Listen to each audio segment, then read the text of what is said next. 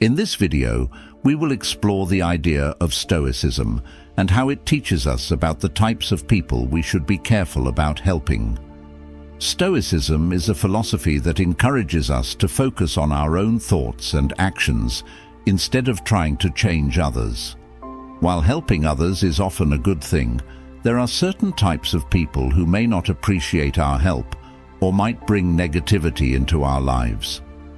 Understanding these types can help us make better choices about who to support. Let's take a look at 10 types of people we should think twice about helping. 1. The perpetual victim.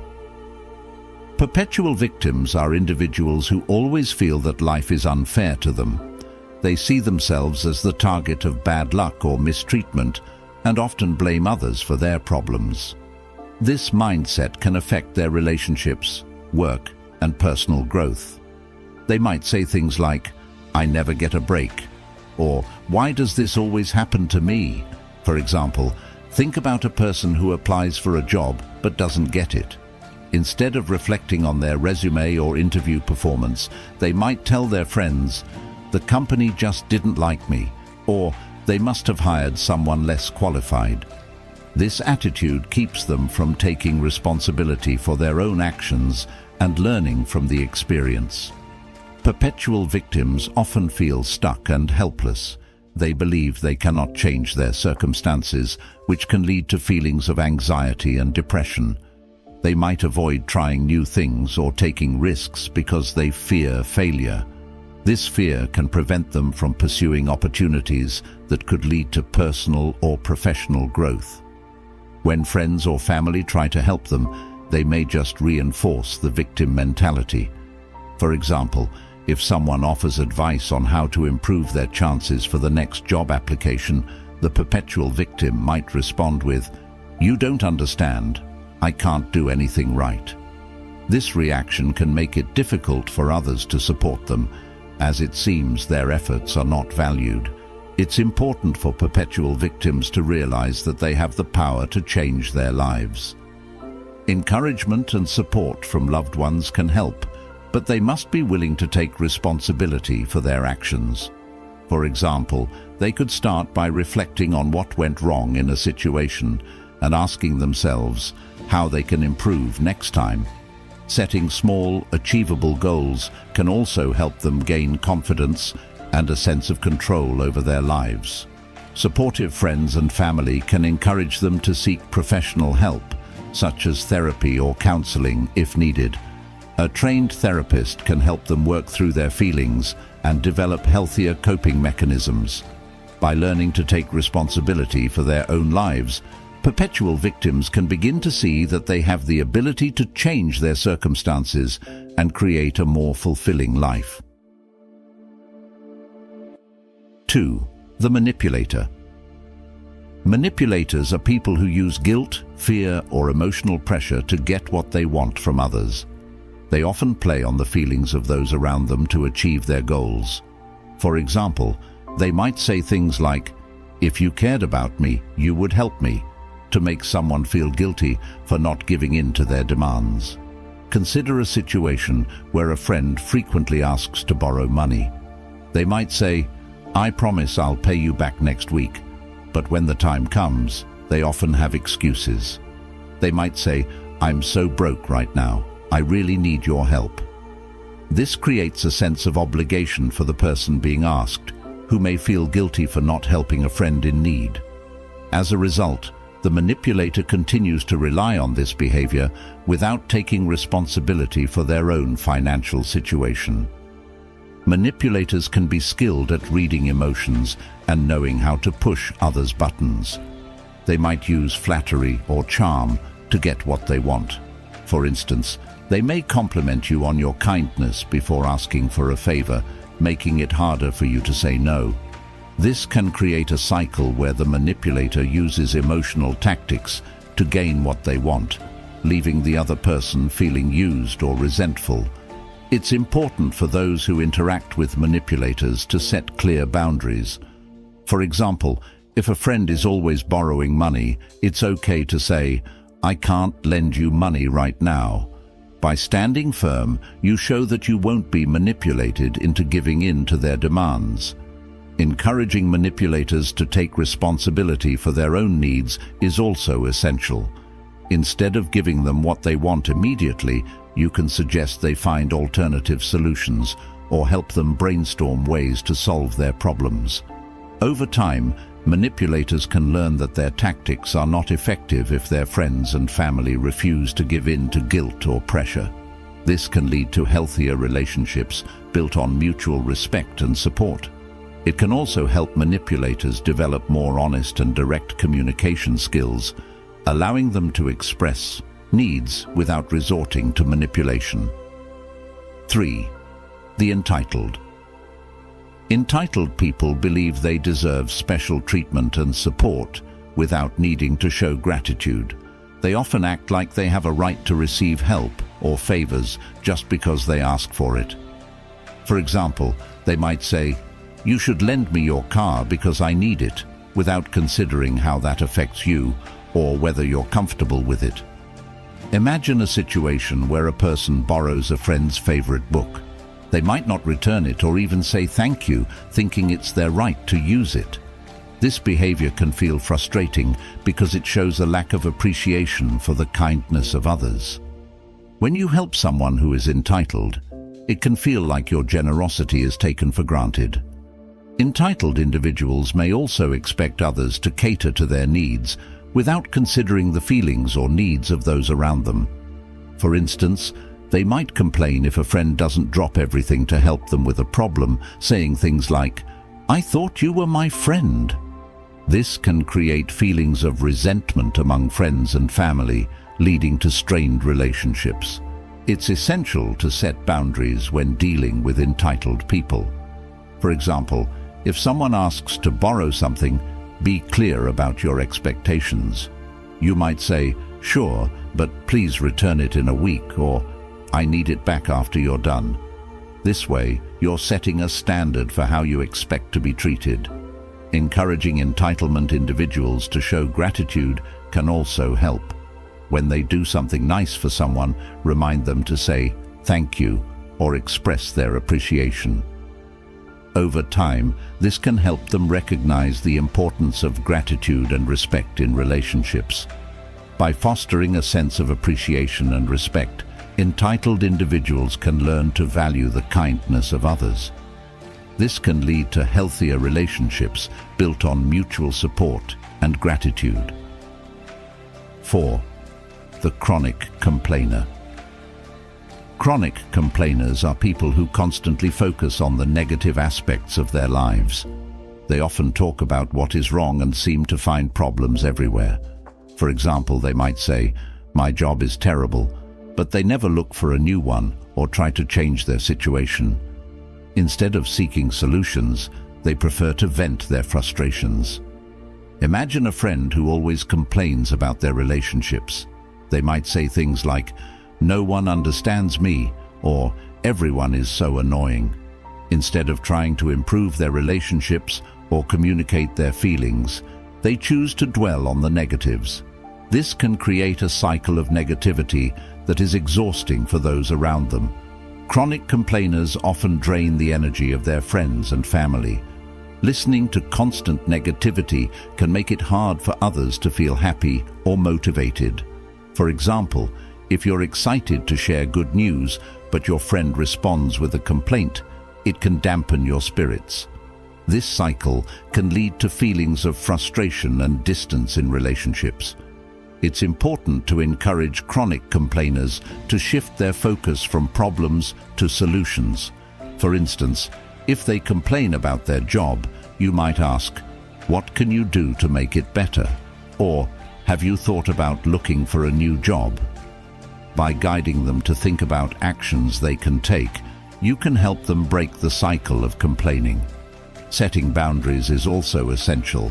If you find that a friend is constantly complaining and it's affecting your mood, it's okay to say, "I need to focus on something positive right now." This can help you protect your own mental well-being while encouraging them to seek solutions instead of wallowing in negativity. Over time, chronic complainers can learn to express their feelings more constructively. This can lead to healthier relationships and a more positive outlook on life. 5. The cynic. Cynics have a very negative view of the world. They often believe that nothing good will happen and quickly dismiss positive ideas. For example, if you suggest going to a new restaurant, they might say, "That place will probably be awful," without wanting to give it a chance. Cynics focus on what could go wrong rather than what could go right. Imagine a scenario where a friend suggests trying a new hobby. A cynic might respond with, "Why bother? I'll probably be terrible at it." This attitude can prevent them from trying new things and enjoying life. They tend to see the world through a lens of skepticism, which can make it hard for them to trust others or believe in positive outcomes. Cynics often struggle to enjoy life because they are constantly waiting for the next disappointment. They might say things like, "Nothing ever works out for me," reinforcing their negative beliefs. This can create a self-fulfilling prophecy, where their pessimism leads them to miss out on opportunities. It's essential to encourage cynics to look for the positives in situations. For example, if they express doubt about trying a new activity, you might say, "What's the worst that could happen? You might actually enjoy it." Helping them to see that taking risks can lead to positive experiences can shift their perspective. Being patient and understanding is also crucial. Cynics may have developed their worldview due to past experiences, so it's important to approach them with empathy. Over time, with the support of friends and family, they can learn to open their minds and embrace new possibilities. 6. The blame shifter. Blame shifters are individuals who never take responsibility for their mistakes. They always blame others when something goes wrong. For example, if they fail a test, they might say, "It's the teacher's fault for not teaching us well," instead of thinking about how they could have studied harder or asked for help. This behavior prevents them from learning and growing. Consider a situation where a person fails to complete a project at work. Instead of accepting responsibility, they might say, "It's my team's fault. They didn't support me." This attitude stops them from reflecting on their role in the situation and learning from their mistakes. It can also create tension within teams, as others may feel unfairly blamed. Blame shifters often struggle to grow because they don't learn from their experiences. When they constantly point fingers, they miss the opportunity to reflect on their actions and make improvements. This can lead to a cycle of failure and frustration. To help blame shifters, it's important to encourage self-reflection. For example, when they blame others, you might ask, "What could you have done differently?" This can prompt them to think about their actions and how they can take responsibility for their mistakes. Setting boundaries is also crucial. If someone continually shifts blame onto you, it's okay to say, "I can't take responsibility for your actions." By standing firm, you show that you won't accept being blamed for someone else's mistakes. Over time, with encouragement and support, blame shifters can learn to take responsibility for their actions. This can lead to personal growth and healthier relationships as they become more accountable and reflective. 7. The uncommitted. Uncommitted people ask for help, but don't put in any effort to change their situation. They might say they want to be healthier, but they continue to eat junk food and don't exercise. For example, someone might say, "I really want to lose weight," but then they don't take steps like going for walks or choosing healthier meals. They may want support, but aren't willing to make any changes themselves. Imagine a friend who asks for advice on how to improve their finances. They might say, "I really want to save money," but when you suggest budgeting or cutting unnecessary expenses, they say, "That sounds too hard." This lack of commitment can be frustrating for those who genuinely want to help. Uncommitted individuals often struggle to achieve their goals because they don't take any action. They may be stuck in a cycle of wishing for change without doing anything to make it happen. This can lead to feelings of dissatisfaction and frustration, both for themselves and for those around them. To help uncommitted people, it's important to encourage small steps. For example, if someone wants to get fit, suggest starting with a short walk each day instead of overwhelming them with a full workout plan. Celebrating small victories can boost their confidence and motivate them to keep going. Setting boundaries is also vital. If someone continually asks for help but doesn't take any action, it's okay to say, "I can't help you unless you're willing to try." By establishing clear expectations, you encourage them to take responsibility for their growth. Over time, with encouragement and support, uncommitted individuals can learn to take action and work towards their goals. This can lead to personal growth and a greater sense of achievement. 8. The drama seeker. Drama seekers love to create problems and make small issues seem much bigger than they really are. They often exaggerate situations to get attention. For example, if they have a small argument with a friend, they might say, "This is the worst thing that has ever happened to me." They enjoy the attention that comes from their dramatic stories and thrive on chaos. Consider a friend who always seems to have a crisis. They might call you in a panic over a minor issue, saying things like, "You won't believe what happened." This behavior can be exhausting for those around them, as it feels like they are constantly dealing with drama. Drama seekers often feel a need for attention and validation. They may feel unimportant or overlooked, so they create crises to draw attention to themselves. This can lead to a cycle of drama, where they create problems to feel needed or important. To help drama seekers, it's important to encourage calmness and rational thinking. For example, if they're upset about a minor issue, you might say, "Let's take a step back and look at the situation logically." This can help them see that not everything is a crisis. Setting boundaries is also crucial. If someone continually brings drama into your life, it's okay to say, "I need to focus on positive things right now." This allows you to protect your own mental well-being while encouraging them to seek healthier ways to cope. Over time, with support and guidance, drama seekers can learn to manage their emotions and communicate more effectively. This can lead to healthier relationships and a more peaceful life. 9. The fleeting friend. Fleeting friends are those who only come around when they need something. They might reach out when they are going through a tough time, but disappear when things are going well. For example, they might call you when they're feeling sad after a breakup, but once they find a new partner, they don't talk to you anymore. This behavior can feel hurtful because it shows they don't value your friendship. Imagine a friend who only contacts you when they're feeling down. They might say, "I really need someone to talk to," but when they're happy, they don't reach out at all.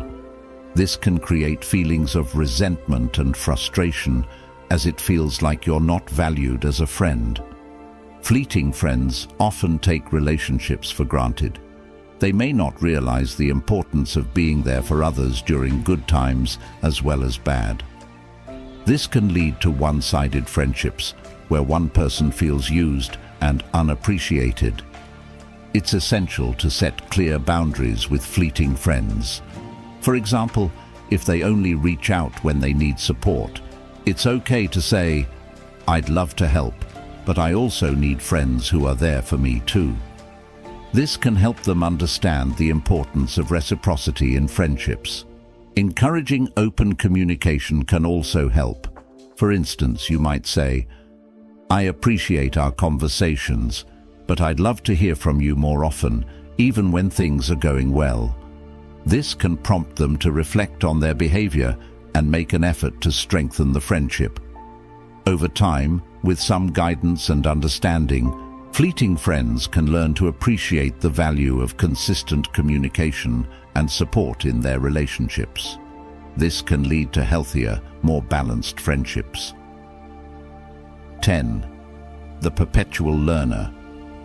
Perpetual learners are individuals who love to gather knowledge, but often don't apply what they learn in real life. They might read many books, take courses, or attend seminars, but never put that knowledge into practice. For example, someone might know a lot about healthy cooking, but never actually cook a meal. They enjoy learning but struggle to take action. Consider someone who reads a lot of self-help books but never implements the advice. They might say, "I know I should be exercising," but they never make time for it. This behavior can lead to frustration, as they have the knowledge but don't take steps to improve their lives. Perpetual learners can become stuck in a cycle of gathering information without taking action. They might fear failure or feel overwhelmed by the idea of making changes. This can lead to a sense of dissatisfaction, as they know what they should do but don't follow through. To help perpetual learners, it's important to encourage action. For example, if someone learns about a new cooking technique, suggest they try it out on a weekend. Celebrating small steps can help them gain confidence and motivation to keep going. Setting achievable goals can also be beneficial. Instead of overwhelming them with a long list of things to do, encourage them to start with one small change. For instance, they might commit to cooking one healthy meal a week. This can help them see progress and build momentum. Over time, with encouragement and support, perpetual learners can learn to apply their knowledge and take action. This can lead to personal growth and a greater sense of achievement in their lives. Conclusion. Understanding these different types of people can help us navigate our relationships and interactions more effectively. By recognizing the patterns in their behavior, we can make better decisions about how to spend our time and energy. It's important to focus on helping those who genuinely want to grow and improve their lives. By setting boundaries, encouraging positive behavior, and fostering open communication, we can build healthier relationships with those around us. Spending time with motivated and appreciative individuals can lead to more fulfilling connections in our lives. In the end, being mindful of who we choose to help ensures that our efforts are valued and reciprocated, creating a supportive and uplifting environment for everyone involved.